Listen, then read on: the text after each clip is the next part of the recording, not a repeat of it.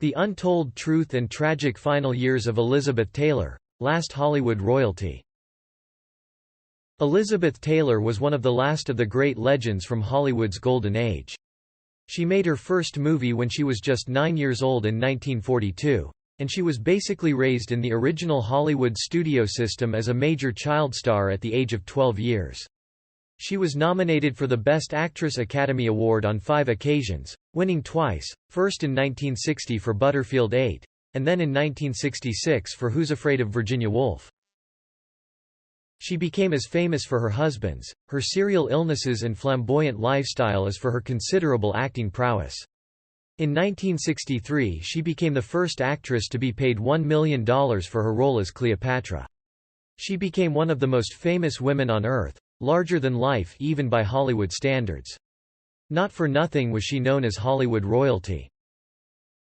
She was born on February 27, 1932, in Hampstead, northwest London. Her parents were Americans from Arkansas and temporarily living in London, her father an art dealer and her mother a former actress. She had an older brother, Howard, born in 1929. The family lived in London until 1939, just before the outbreak of war, when they moved back to America and eventually settled in Los Angeles. Elizabeth was a beautiful child with a natural poise, and in 1941, her actress mother, recognizing her potential, arranged for her to have a screen test at Universal Studios. As a result, the 9-year-old made her movie debut in 1942 in There's One Born Every Minute, co-starring Karl Alfalfa Switzer from the Our Gang films. It was an inauspicious beginning for the future star as Universal cancelled her contract and she made no more films for Universal.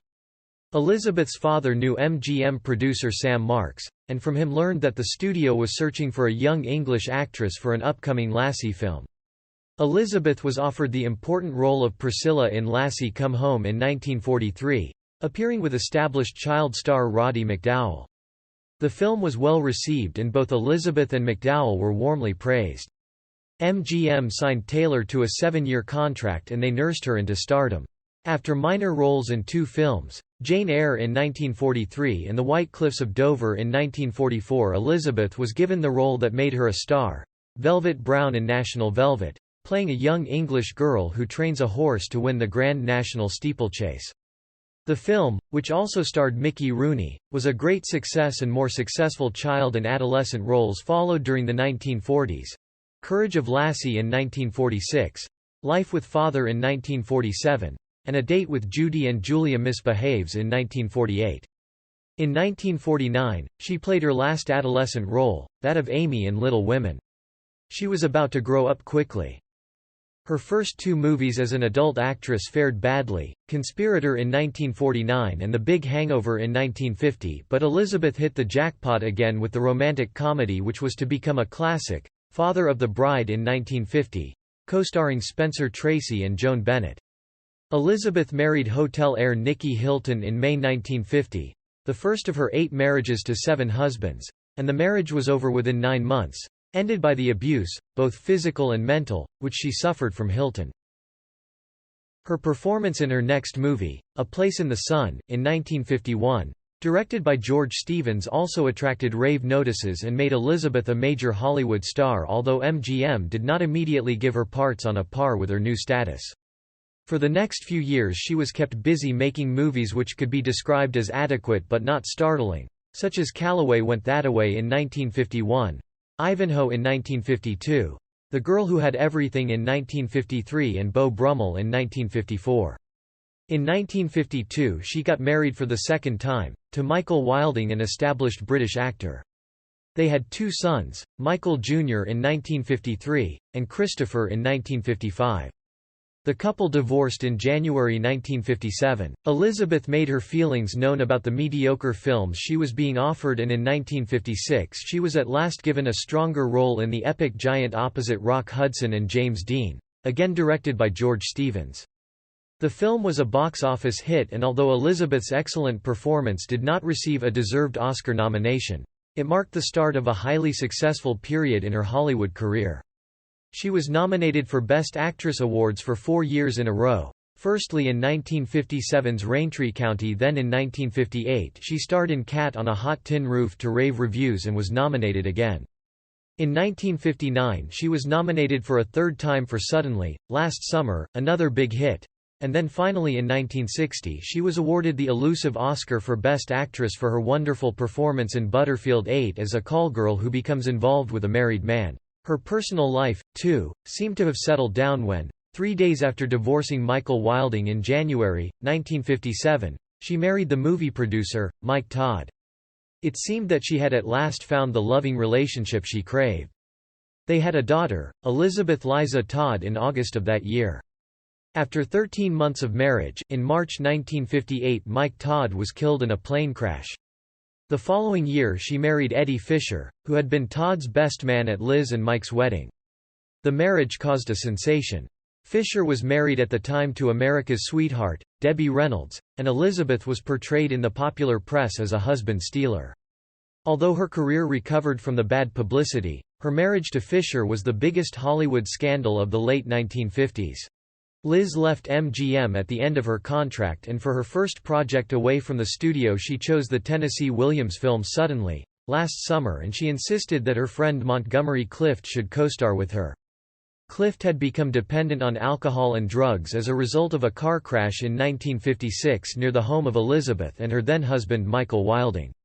Elizabeth's strong performance as a traumatized young woman gained her a third Academy Award nomination and placed her among the top 10 most successful performers in Hollywood. In 1960, after recovering from a near-fatal bout of pneumonia, Elizabeth appeared in a film and a part which she disliked intensely, as a call girl in Butterfield 8.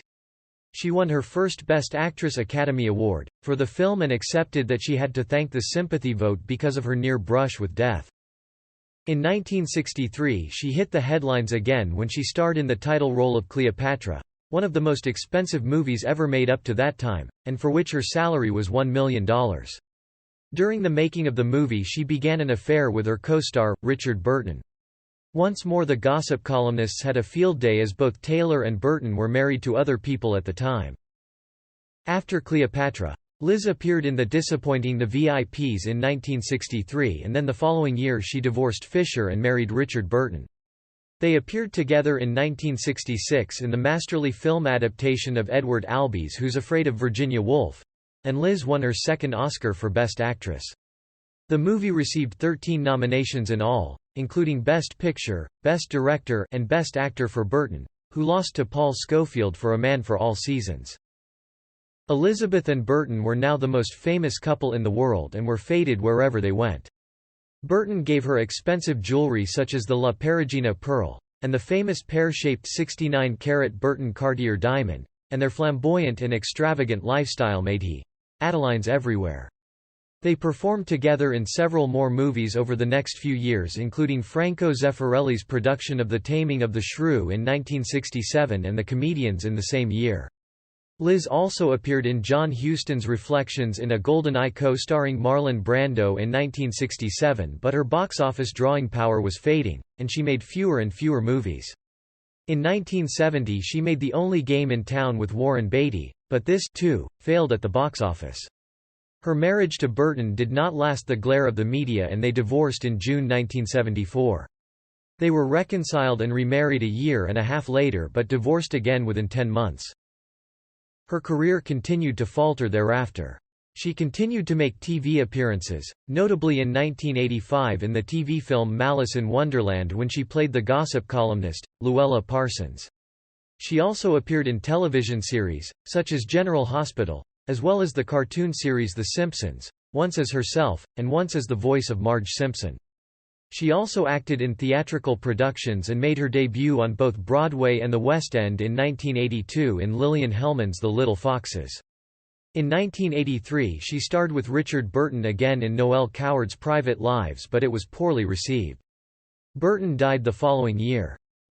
Elizabeth met Senator John Warner on a blind date and they married in December 1976. Her career took a back seat as she tried to adapt to the life of a politician's wife, but the pressures were too great and they divorced in November 1982. Elizabeth's eighth marriage, to husband number 7, was to Larry Fertenska, a construction worker 20 years her junior, whom she had met while in alcohol rehabilitation at the Betty Ford Center. They had an opulent ceremony at Michael Jackson's Neverland Ranch and Jackson gave away the bride. This marriage also failed and they divorced in October, 1996 after 5 years. In her later years, Elizabeth continued to hit the headlines but usually because of her health.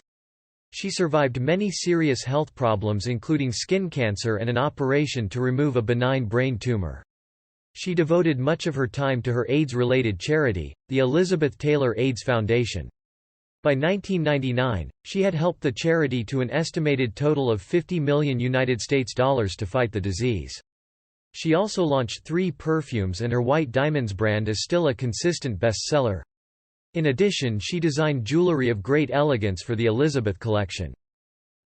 Elizabeth Taylor died from congestive heart failure in the Cedars-Sinai Medical Center in Los Angeles on 23 March 2011, having suffered from the condition since November 2004. Rest in peace Elizabeth Taylor, goodbye legend.